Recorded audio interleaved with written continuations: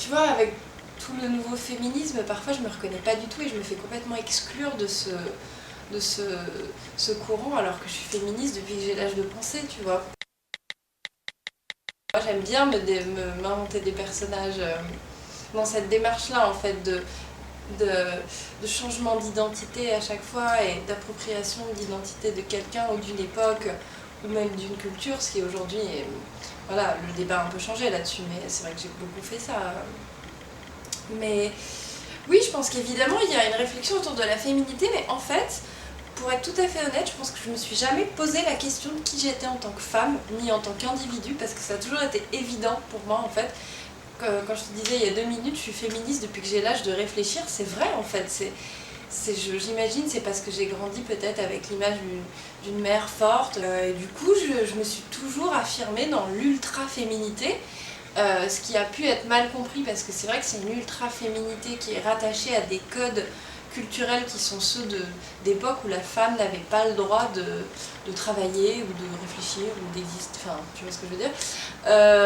Mais pour moi, je suis pas d'accord, enfin après c'est chacun fait son choix, ça c'est important, mais personnellement je suis pas d'accord avec les codes du nouveau féminisme, enfin les codes en tout cas physiques, parce que moi je me reconnais dans une féminité qui est élaborée, qui est travaillée, qui est construite, et pour moi ça me donne encore plus de pouvoir en tant que femme en fait justement, c'est pas quelque chose où j'ai l'impression de m'asservir à la société en fait. Oui ça prend du temps, c'est sûr, c'est du temps que je pourrais peut-être utiliser à faire autre chose, mais c'est du temps qui, moi, me donne confiance en moi, qui me fait du bien, quand je me maquille, si je passe une demi-heure à me maquiller, bah, c'est un grand moment d'introspection dans ma vie de femme. C'est comme un rituel, ça, c'est un rituel, c'est complètement un rituel.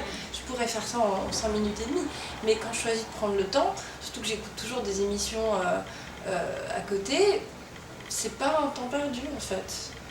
Même si je pourrais faire autre chose. Mais voilà, tu vois, c'est relatif cette histoire de temps. Peut-être que quelqu'un va passer 40 minutes à scroller sur Facebook. Peut-être que moi, pendant ce temps-là, je vais passer 40 minutes à me maquiller. Et la lingerie quoi. Alors la lingerie, c'est un truc que j'ai toujours adoré pour le plaisir esthétique, le plaisir des matières. Et pour moi, c'est vraiment quelque chose qui est pour moi. C'est ce truc, on commence enfin à en sortir de ce truc, ouais, la lingerie c'est pour faire plaisir aux hommes ou autre, ça c'est fini. Bon, on peut, hein, c'est pas interdit, mais pour moi c'est vraiment un plaisir personnel, 100% personnel. Comme femme, je me sens hyper épanouie, mais ça fait quelques années quand même. Avant, j'avais vraiment pas confiance en moi, jusqu'à assez tard, jusqu'à mes 27 ans à peu près. Là, je vais avoir 30 ans. Et en fait, c'est pas que je m'adore, c'est que je me sens ok avec moi-même. Genre, c'est moi, ça va pas changer, hein, je vais pas changer de personnalité, ni de tête, ni de corps, ni rien. Donc, autant être. Je sais que c'est facile hein, de dire ça, mais ça a été mon cheminement et je me dis, je suis ok avec ce que je suis. Et ça n'empêche pas qu'il faut chercher toujours à s'améliorer humainement. Mais en tout cas, mon rapport avec ma féminité physique, on est bien. Et elle change pas. Pas peur de vieillir. De quoi ? Ton rapport à ta féminité n'évolue pas, ne change pas? Ah bah si, il a vachement évolué, vu qu'avant je me trouvais atroce et je me détestais, j'avais hyper peur de vieillir et tout. Aujourd'hui, je suis genre non, c'est bien justement de vieillir.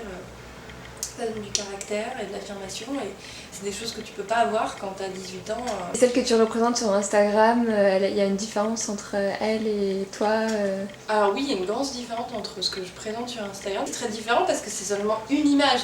Et c'est aussi pour ça que je comprends qu'on puisse me cataloguer dans un registre. Parce que c'est une image figée, c'est une image très classique, très, très académique on va dire. Donc c'est évidemment que c'est pas moi en tant que personne.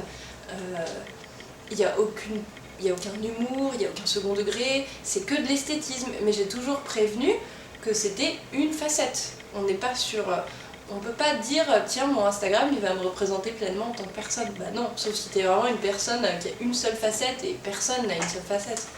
Je pense qu'il y a beaucoup de femmes qui, quand elles regardent Instagram, ont l'impression de percevoir une personnalité. Mais après, je comprends que les gens se disent, ouais, cette personne est comme ça parce que j'ai vu sur Instagram, mais si tu réfléchis par rapport à toi-même, ton Instagram ne représente pas toi en tant que personne. Personne ne peut...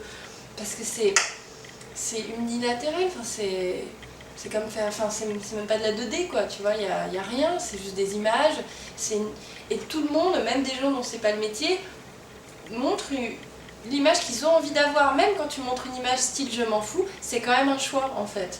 Donc moi, l'image que je montre sur Instagram, c'est le côté esthétique, c'est des choses que je trouve belles, c'est très léché par rapport à ce que je suis dans la vie, ou même si oui, j'adore m'habiller, j'adore tout ça, mais j'adore faire des blagues de merde, j'adore me péter la gueule, enfin je suis pas figée dans la vie, tu vois. Enfin, ou alors je le suis, et dans ce cas-là, mais non, et Instagram ne représente pas du tout ça, mais c'est pas grave. C'est bien de prendre de la place et d'avoir du caractère quand on est une femme, parce que même si on peut être très critiqué pour ça, bon, on m'appelle sorcière beaucoup en ce moment, au final, ouais, c'est pas forcément toujours une bonne chose, mais c'est peut-être mieux qu'être toujours dans ce rôle de victime dans lequel on nous met depuis quand même des siècles. Et c'est ce que j'étudie dans la littérature, dans le cinéma, dans la culture. Pour moi, la féminité, c'est avant tout la force. Je pense que, si je suis très honnête, à la base, il y a fort longtemps, les sociétés étaient régies par des matriarcats. Et petit à petit, le patriarcat a repris le dessus et on a conforté les femmes dans cette position par les mythes, par la culture, la littérature, dans cette position qu'on était forcément des gens faibles, ou que ce soit physiquement ou moralement. Alors que c'est pas vrai, moi je pense qu'au contraire, que quand une femme est forte, elle l'est mais tellement plus qu'un homme, ne serait-ce que dans la douleur, quand on dit, j'avais vu ça une fois sur internet, c'est hyper vrai, quand on dit qu'on est le sexe faible, alors que c'était quoi le truc, c'était on est capable de sortir un être humain entier de notre sexe, alors que sur celui des hommes, on pichenette et ils sont par terre, mais c'est vrai. Pour moi, je pense que c'est vraiment une sorte de complot, parce que les femmes, quand elles sont fortes, sont tellement fortes qu'elles sont invincibles en fait. Et une fois que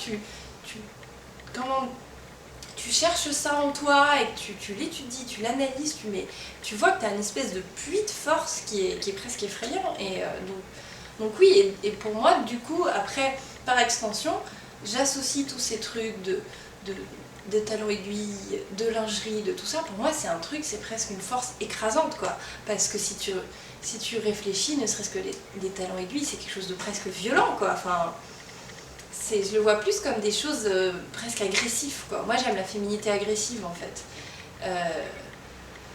Donc voilà, c'est ça. Et tu sais pourquoi il y a pas beaucoup de femmes qui refoulent justement cette féminité, parce que j'ai l'impression parfois que c'est pas toujours dû aux hommes, mais c'est elles aussi Alors, en fait, les femmes vont peut-être refouler cette féminité-là de fétiche, entre guillemets, parce que c'est tout simplement leur personnalité. Et la force, elle peut aller dans plein de contextes, enfin plein de vecteurs différents.